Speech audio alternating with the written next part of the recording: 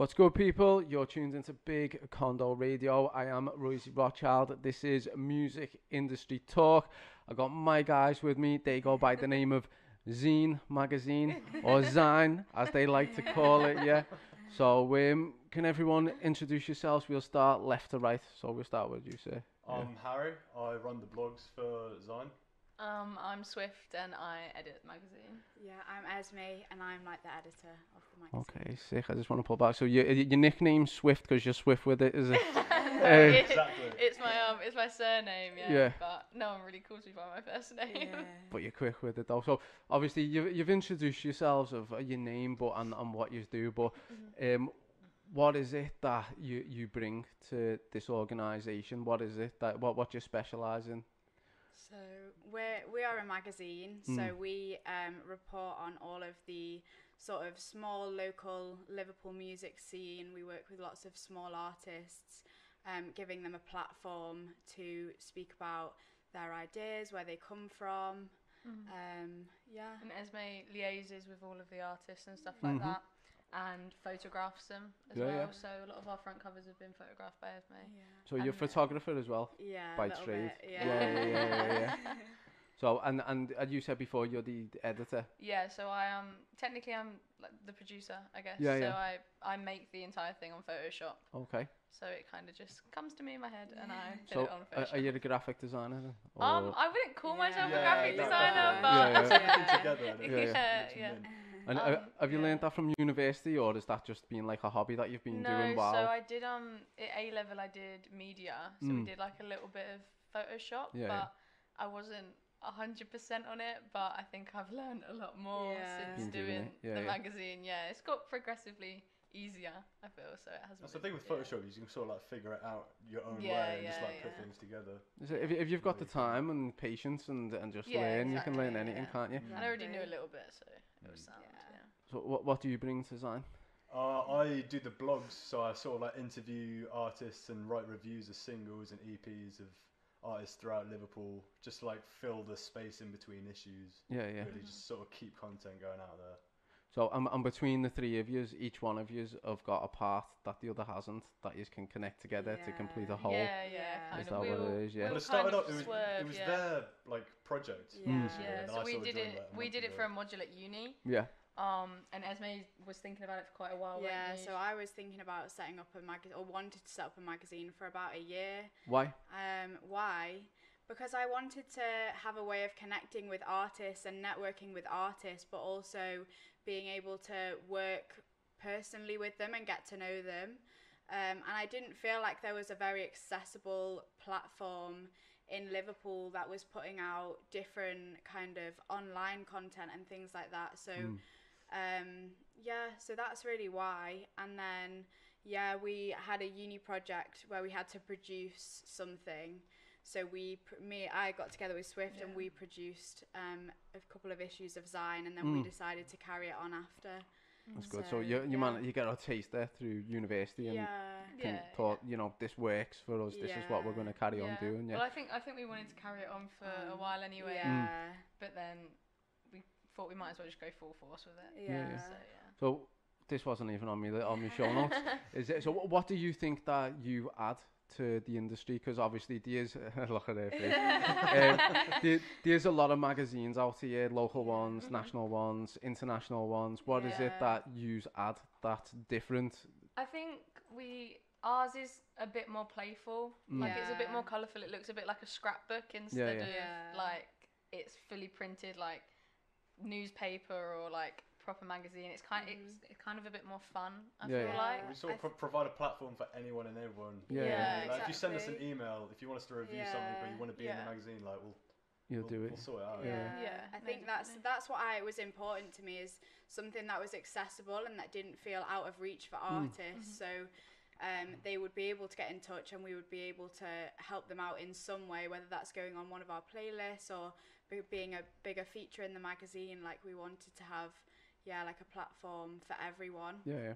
So let's go back a second. So you do playlists as well? Is that on Spotify, Apple? So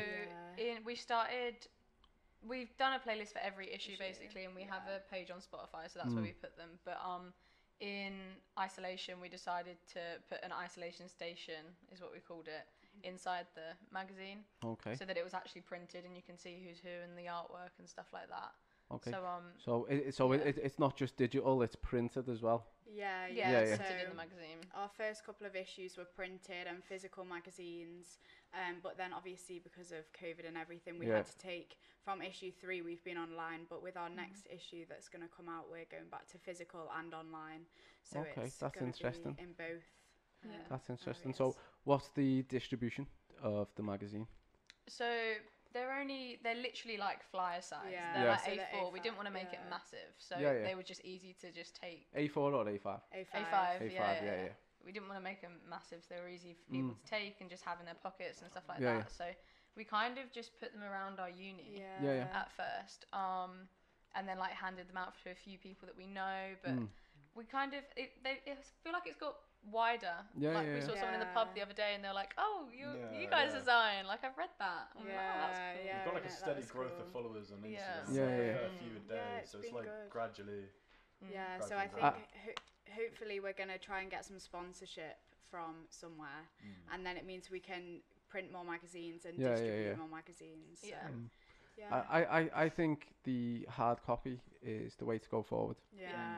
People like to have something in the hand. Obviously, it's quite upsetting at the fact that everything's gone digital with music, so you don't get to hold an album anymore or single. So I think that's a very good outlet for the magazine as well. You know what I mean? So, what's been the response from people from actually reading the magazine? We've had it's been good feedback. To be very fair, good. I don't I think think we've had any bad feedback. Yeah, and I think as well, like as the issues have gone on, because we've like been, I guess it's been very trial and error because we've never done it before. So as the issues have gone on, we've improved and everyone's noticing the improvements, and we just keep getting better and better feedback and more people clocking on to us and things like that. So all of our growth is a good sort of tells us that we're doing something you're good. doing something good. Yeah. So is it total solidarity to Liverpool, or do you feature international artists as well? I think it is mostly Liverpool based. It's in and around Lipper kind of, but we're more just widely Liverpool. But we do have like we've had a few people from London like dipping in and out, like a bit wider Manchester, stuff like that. Last issue was I Am Kiami, and she's from America, but she's been Liverpool based for the past few years. The name rings a bell. Yeah. So she's from America, but she's been Liverpool based. So I think and potentially in our next few issues, we're working with someone that it has been Liverpool based as well, but is from further afield. So That's the thing with like being centered around Liverpool's community is so beneficial for all creators, because everyone just collabs with each other. Everyone knows each other. If you haven't heard of someone, you'll know of them in like a couple of weeks' time through other people and networking. It's a big community in Liverpool as well. Well, while we're on that subject, what companies have you collaborated with so far? Well, let's pull it back a second. How long's the magazine been running now? 6, 7, 8 months? Not long. Since January. So since January, so 10 months. So who have you managed to collaborate with over the past 10 months? Like all of our issues are collaborations with artists and with companies. So everyone that we interview, we're giving them a platform and they're returning the favour by promoting the magazine. So I guess all of it is really collaboration. We've done a few like events and promotions. So Zooniverse we did an I know interview Zooniverse, with, and we did Bitch Palace presents, probably done a few more to be honest, and they all kind of get mashed into one, but we do enjoy it, and we kind of try and collaborate with as many people as possible. And you've got a new issue out as well, haven't you? Yeah, soon. Coming out very soon. When's that come out? It's coming out hopefully in the next few weeks. We're sending it off to the printers today, hopefully. So it's exciting. Are we allowed to say who the cover artist is? I don't know. Are we keeping that? Well, give us an exclusive. I'm sitting here waiting for an exclusive. You've got a magazine coming out in a couple of weeks. I've got you here now, and I want to know what's in this magazine. So I can show by time this comes out, it might as well. Yeah, that's true. So we've got Red Rum Club on the cover. I've heard the name. The headline in Sound City. So they're quite big. I saw them, I think, in my first year of uni. And they've just kind of got bigger and bigger and bigger. So they're an indie band from Crosby. Okay. And they've been getting quite a lot of good radio play with BBC One, and they released their latest album literally like a few days ago. Just released their second album. number 10 in the UK charts. Oh, that's very good. So it's quite big for us. So we're all very excited for this issue. Have you had Jamie Webster or anyone on it? Potentially we might be working with him in the future. Hopefully. So do you do like event coverage as well? Like any of the Sound City, Blackfest? Did you get involved in Blackfest or anything? In our first, I think 2 issues, we had like an event of the month. And then it kind of dwindled out because of COVID, because there was no events. But we did. Harry's done some stuff with Liverpool. You heard of New Tribe? I know New Tribe, Hip hop trio. Yeah. At Kitchen Street. Yeah, that was a few weeks back, wasn't it? Yeah, it was mad. It was actually mad. Like, it was a sit-down gig, but it was like the perfect sort of energy for a sit-down gig. Because they're just like, their lyrical flow just bouncing off of each other. They're so chilled out, and at one point, just at the end, everyone just got up and started boogieing. It was bad. You did the online festival as well, Liverpool Digital Music Festival. Oh I covered that as well, like a few days before it came out. Yeah. Did you go to phase 1 or anything to watch it, or was it you just watch it online? I was literally just like, it was more a promotional piece. Just sitting online and stuff. So, if you're an artist or a band or any type of musician, what is the best way to reach out to yourselves for a feature, a review, or just to get involved with what you're doing? Instagram for sure. Probably Instagram, DM us on Instagram. DM us on Instagram. Or our email, which is in our Instagram page anyway, so it's easy to just click on, do you need it in a specific way, in any way? Or, because obviously a lot of people in the I've been in the music industry a long time, and I get messages all day. People just message me and go, now then, check me music. Know what I mean? I think the more personable you can be, the more interested I am in wanting to open the message. And you know, if I know that it's just a message that you've copied and pasted and sent to everyone, I'm gonna be less likely to want to open it. The thing is, we'll use it in some way, whether it's like we do it in the blogs or whether we just whack it on our playlist. Like, we'll make sure that your music's heard somehow. In some way, shape or form. You know what I mean? Because obviously I do understand what you're saying there with regards to copy and paste, because as a record label, we have to ship out every single that's done. We've got a network of roughly about 6,000 radio stations, magazines, blogs, podcasts, and we have to just copy and paste that. We cannot physically sit there and individually hello Dave, how are you? Know what I mean? Like we've got that much to do, so we kind of create a media pack. And then ship that out. Obviously, if people don't like that approach, then there's nothing I can do about it. I think to be fair, because we work with smaller artists, like up and coming artists, so it usually is just them at the end of the phone DMing us. Exactly. That's what I mean about send some stuff over. Liverpool's community is everyone's just networking. A lot of the artists that we work with as well, we already know. So is that because they're from Lipper? From Lipper, So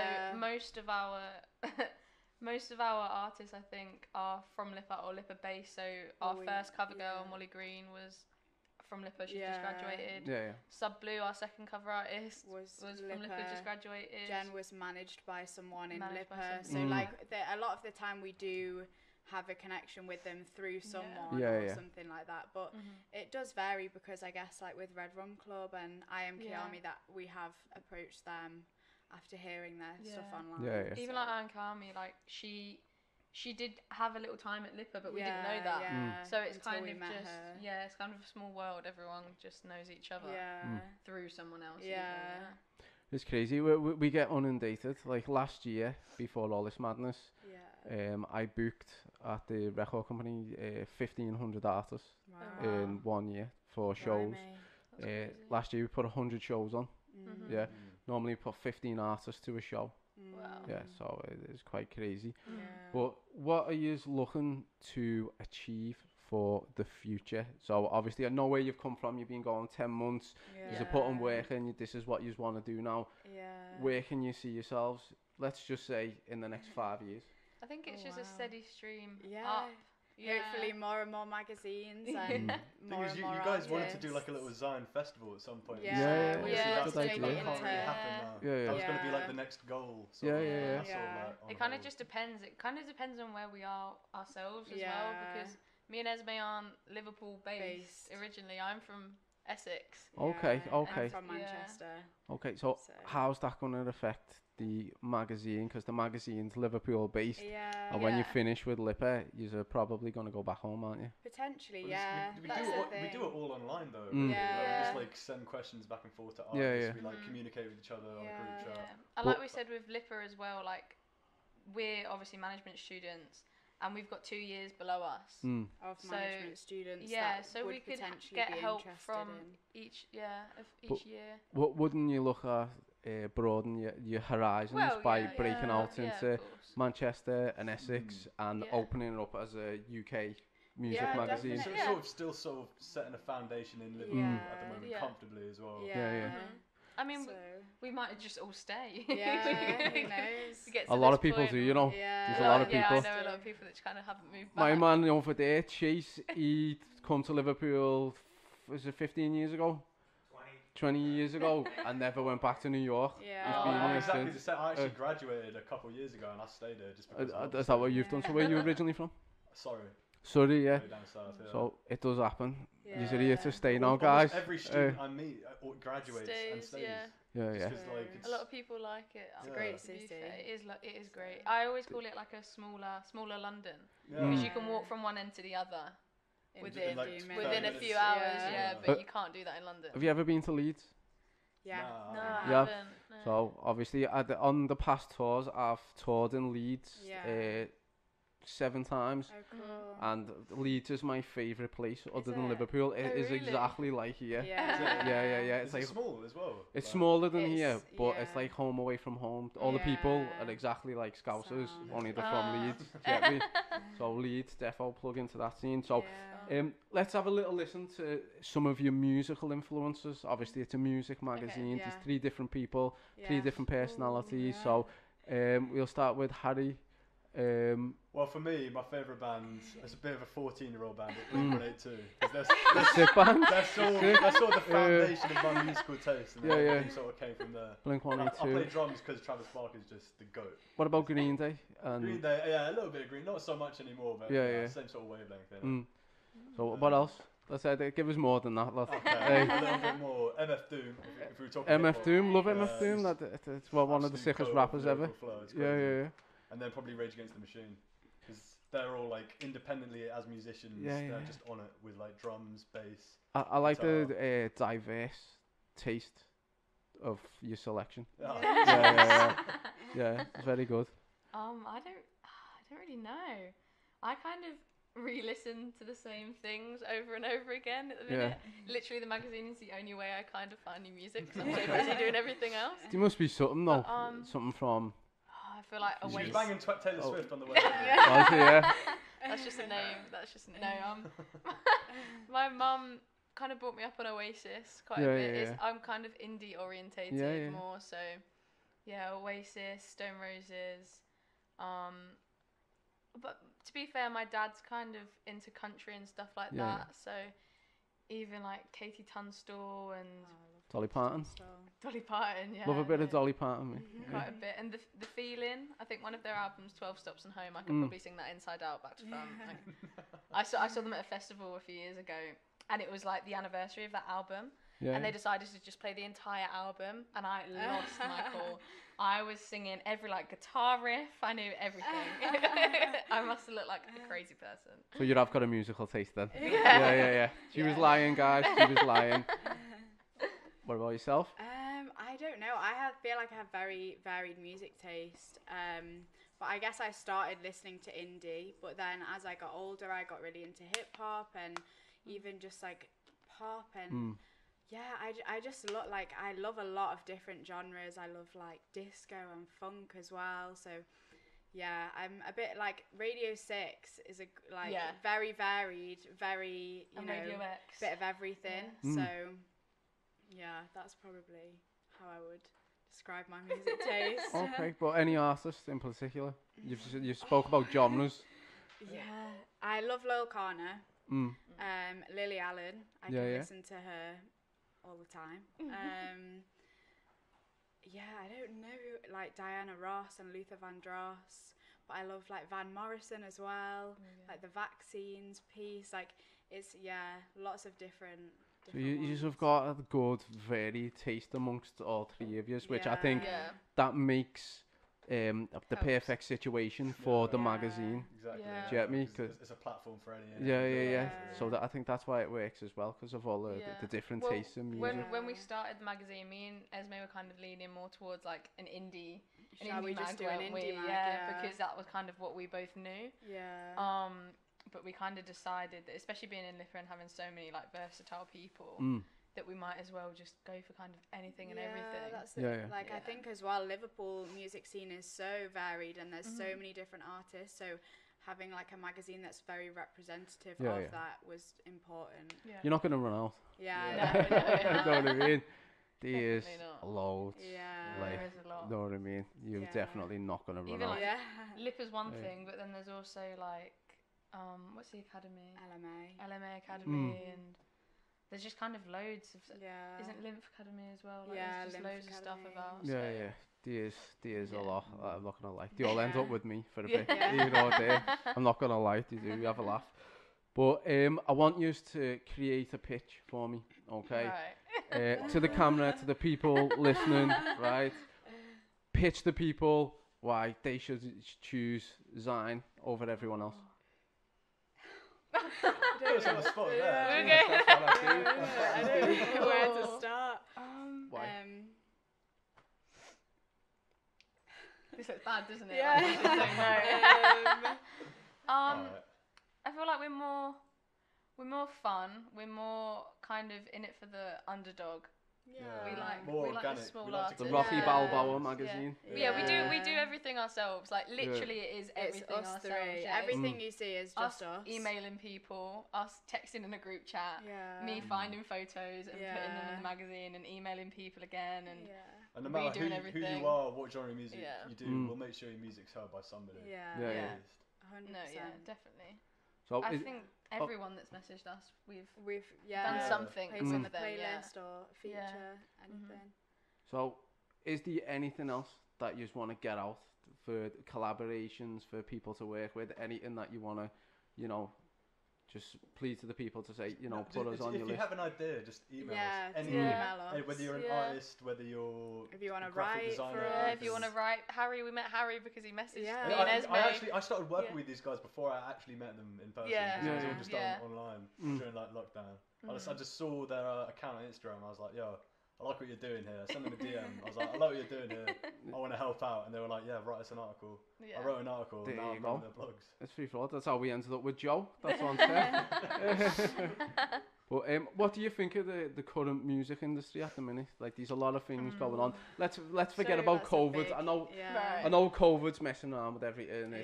People aren't performing and stuff like that. But we've got likes of Spotify, which is ruining the music industry at the minute. There's a lot of things going on. What's your intake on that? I think it's. I mean, there's so many things that are making the music industry itself like a lot harder for artists to get anywhere. You have to have record labels expect you to have sort of know your brand, have songs ready, everything like a good amount of followers before. You can't just sing anymore and that be enough. You have to have all your ducks in a row. You have to have your social media done. You have to have PR done, you have to have your packages done, you have to have literally everything. And that's a lot to do for just the artist. And to teach yourself as an artist, like if you don't know where to start with that's quite a lot of hard work. And I think as well then with all the things like the Spotify algorithms, artists just get lost through it, but because it's all done through AI, which I think is really, it's not. The artists that are on put on all of these playlists are put on there because of the algorithms, not because of the amount of people that actually want to listen to those like tracks. So I think it's very hard to be an artist in today's climate. Very, very hard. And as well, I know it's not all about the money, but it's kind of there's nothing on like streaming and stuff like that. Like there's no you get money no money from for a long streaming. time. I want to ask you, because as someone who's working with a record label, do you think it's possible in the foreseeable future that artists will be able to distribute directly through Spotify? As opposed to having a sort of like middleman in between like record labels or so. Yeah, like using like a distributor. Some people do now, I guess. You still have to go through places like TuneCore and that. Well, not really. No, you can do that yourself now. If you're an artist and you're a solo artist, you can set up your own record company and put yourself through that and connect through that and do it that way. So there's always that way. You know what I mean? Yeah. I think slowly we might see more of that, but then at the same time, I feel like being part of a record label, like then you are financially backed in a way that you're not going to be able to back yourself. So I also don't see record labels dying out for that reason. Yeah, I mean you can not have a manager now and go. Who was it that got a Grammy but he doesn't even have a manager? Was it like Donald Glover or something? I don't know. I'm not too sure. I know. Didn't Chance the Rapper got a Grammy for a sound? He has a manager. It was like a SoundCloud. No, it was definitely somebody. I'm not having Chance the Rapper as an independent rapper. No. No, it's definitely someone without. His dad's the mayor of Chicago. Yeah, his dad's the mayor of Chicago, right? They're very well off. They had the finances and everything to do all the things he's done, and he had a good manager, so he wasn't solo artist. It's who you know.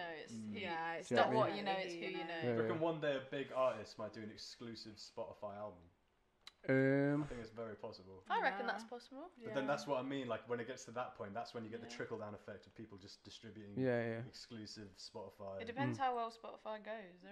They're always making. They always say they don't have any money, and then they invest like millions. Like but you can work in a deficit. You can work. Yeah, I know. That's what I mean. Like and everyone works in a deficit. Yeah. That's business. Especially when you're Spotify. Do you get me? I don't know. They've probably. I think.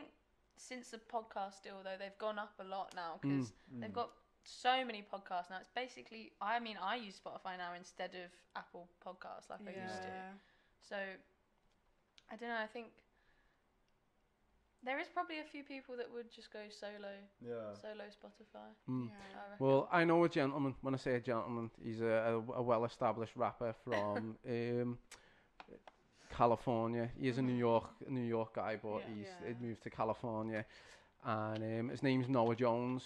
He's been doing millions on Spotify streams, all that. He's just took all his music off everything, and now you can only listen to him on his own website. You know what I mean? So his own fans, which he has a lot of, have been attacking him. Saying like, you know, we've like signed up to Spotify and things like that to listen to your music. Now we've not got access to it. And he's I kind of get that because it's so much easier to have it in one place. Like if you're driving somewhere, you don't want to go onto a website to get a song up when you're going to want to listen to something else in a second as well. So it is frustrating for people, but also if you're an artist and you have the capacity to do that and you don't want to have to go through the big conglomerates, then do it. Well, what I suggest for artists to do from my perspective in the industry would be to, if you do have an EP or you do have an album, then put a hard copy out first and distribute that until no one else wants to buy it anymore. And then when you finally get to the bottom of no one wants this anymore, then put it on Spotify.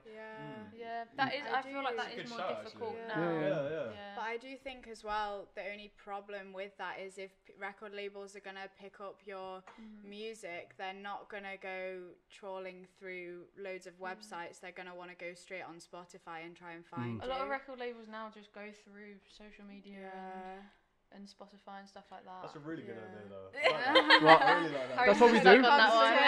When a film comes out and then it's in cinema for months and you can't actually like stream it or anything. You should do the same thing with music. Then that would like re-establish the economy that runs through the music. Well, they used to, didn't they? But now everything's online. Yeah, I know, but they should reintroduce that. This is free advice. If you're watching now, right? I'm giving you industry secrets that we use at the label. When you drop an EP or you drop an album, right? Do not put it on Spotify or any streaming platforms. Release a hard copy, sell it to all your friends, your family, all your fans. Do signings, go round, distribute them all, exhaust it until you cannot sell another copy at all. Because don't forget, one copy of an album, if you sell that for £8, to get this £8, you need to sell or stream like 14,000 streams for that £8 one copy that you can sell. Know what I mean? But don't just sell albums. Get some cups made, get some t-shirts made, get some hoodies made, get some posters, signed posters. Really so if you want the album, it's £8. If you want the album and the poster, it's 15. If you want the album, the poster, the cup, it's 25. If you really want to support me, he's back on get me. This is your business plan.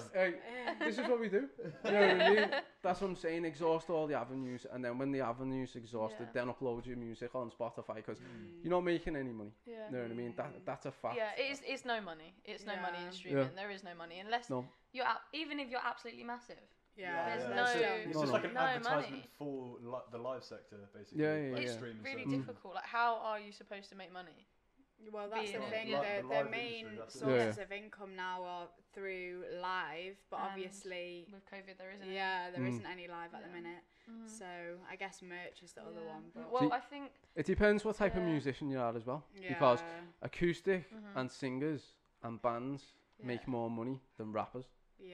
That's a fact. You know what I mean? So if you're an acoustic singer, you can play in a pub, you can play in a bar, you can play at a hotel. The value of that genre. You can do weddings and stuff like that. You can do weddings. You can do all this. How many rappers do you know get booked for a wedding? Do you get me? Or get booked to play down in the Dog and Bull, or you know what I mean? Can you imagine it now? Someone in the Dog and Bull like this on a Sunday? Not happening. Rappers only get booked for headline events or festivals. You know what I mean? Yeah, that's true. So it depends what type of musician is, how you need to transform your brand to earn any money. You know what I mean? So there's a thing on YouTube where like these Link Up TV, SBTV, Grand Daily, all these types of things, these kids aren't making any money. That's a fact. You know what I mean? Like they're putting the videos up on someone else's channel. So even if you was due any royalties from YouTube, it's not you getting it, it's the other channel. It's really difficult to actually get your royalties as well now, like get your money from these songs and stuff like that, especially if you're using like third-party distributors and stuff, so it is really difficult. Suggestion for that, go to TuneCore, subscribe to that account. They do an offer for £75, which is publishing. You upload all your music to that and then click yes on it, and then whenever your music goes out anywhere, they will go and collect your royalties on your behalf and then credit. It's not much, but it's something. You know what I mean? Better than nothing, I guess. But guys, this has been an amazing talk. It really has. Thank you for having us. I've really enjoyed it. I love the whole different personalities, different genres, different things going on. You all add the pieces to the puzzle. Know what I mean? So I just want to say massive thanks for coming on the show. It's been a pleasure. A pleasure. Do you want to say your socials before we go? So all of our @s are @Zine Elpool.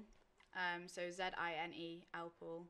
And that's on Instagram, that's Instagram, that's everything. And Facebook, and then our email is exactly the same, just @gmail.com. If you're creative, if you're an artist, anything, just send us your music, send us anything. He's not on Twitter?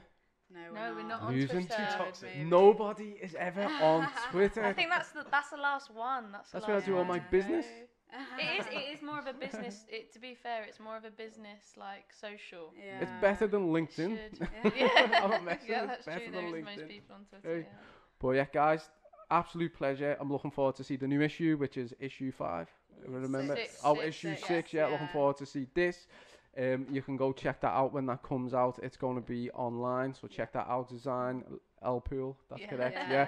But just want to say nice one for tuning in. Wish you all luck. Stay safe with COVID, and I'll see you soon again. Royzy Rothschild, Big Condo Radio, and Zine Elpool. Thank you. Peace. Bye.